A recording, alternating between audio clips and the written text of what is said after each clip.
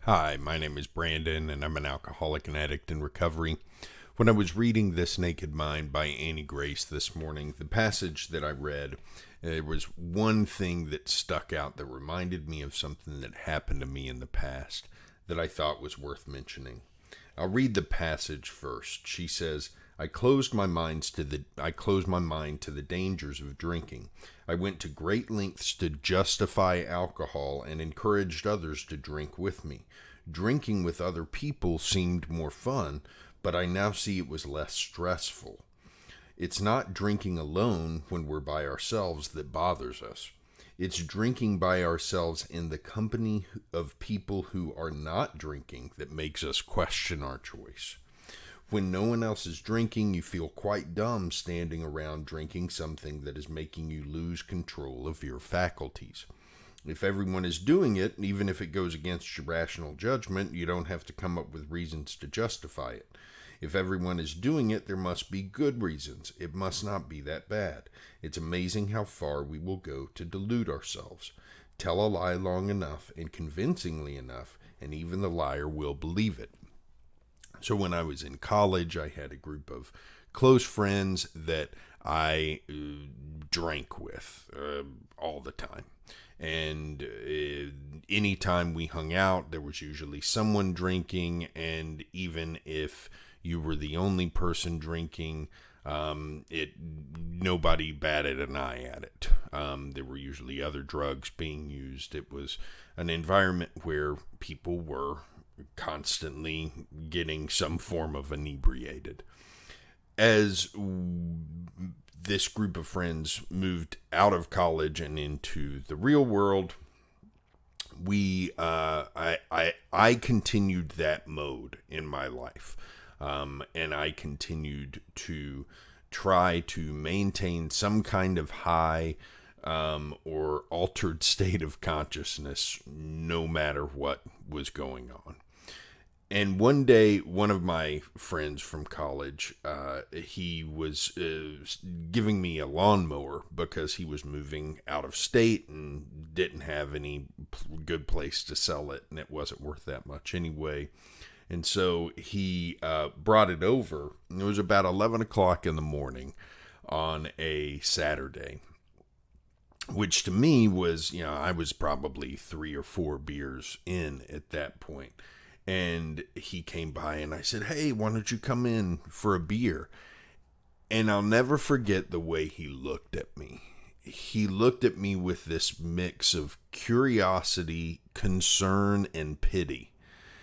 And I'll never forget the feeling I had when he said, no, I'm okay. I'm okay. It's a little early for me. Because I was confused too. I genuinely had trouble understanding the idea that it could be too early for a beer. And I had to spend some time that day justifying for myself why I was drinking that early by myself in the morning. And it's amazing how much of my drinking and drugging career I spent justifying what I was doing. To me today, that's a good reason. If I have to justify my behavior, that's a good reason to pause and take a look at that behavior and determine whether it's really appropriate behavior. There's a big difference between having to justify behavior and having an explanation for that behavior. When I was drinking and drugging, I had to justify both to myself and other people why my behavior in that area was excessive compared to other people. These days, I don't have behaviors in my life that I have to explain to other people. The one thing I can think of is I do tend to eat some ice cream every night. That's the only thing I could think of that I would have to say, what, this is one habit that I can't seem to break, and I would have to explain why that's still something that I hold on to somebody. But otherwise, the behaviors that I have in life, going to meetings for recovery, getting exercise, showing up at work on time, doing a thorough job at work, being there for my family, getting exercise, eating healthily. These things don't require justification. I can explain why I do them, but I don't have to justify them. I don't have to make excuses or reasons so that even I think they're the right behaviors. And that's a big difference between my way of life now and the way of life previously. Previously, I had to justify all sorts of reasons why my continued abuse of alcohol and drugs was warranted, and why it didn't make any sense at that time for me to stop. At one point I told myself, well, I need to continue to drink like this because when I have a child, I won't be able to drink in excess. And let me tell you, that's not true.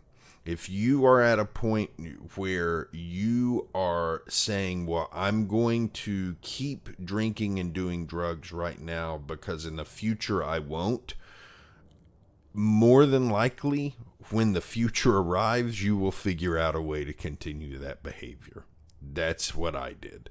And many, many people that I know in recovery now found themselves in the same position where they thought once they reached a certain point in their life, their addictive behavior would be more easy to control, where they would be naturally arrive at a point where they wouldn't engage in that behavior as much.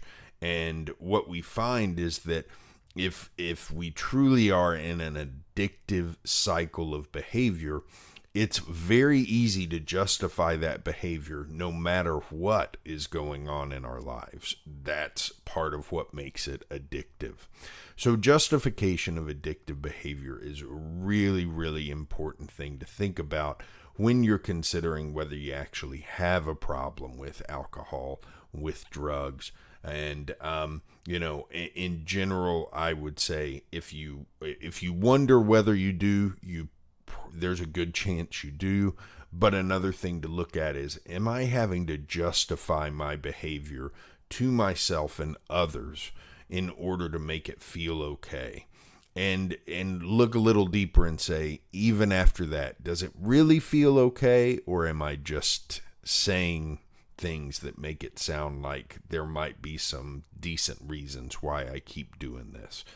I think that if you take a look at the honest justification that you give for those kinds of behaviors, you'll see what lies beneath it, and you'll be able to recognize that this is probably part of an addictive cycle that I need some kind of help to break.